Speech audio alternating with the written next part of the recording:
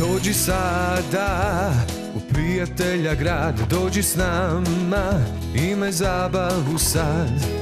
Ovdje prijateljstvo vlada, osmijeh ima i ti sada. Bilo da voziš ili letiš, s njima prijateljstvo osjetiš. Dolazi nam Dimko, trubi gradom svirkom. Kada pomoć treba nam, oni nude spas za nas. Glasan je i hitri, doći će i Heli.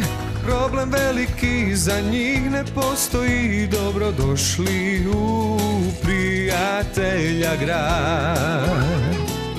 Grad prijatelja!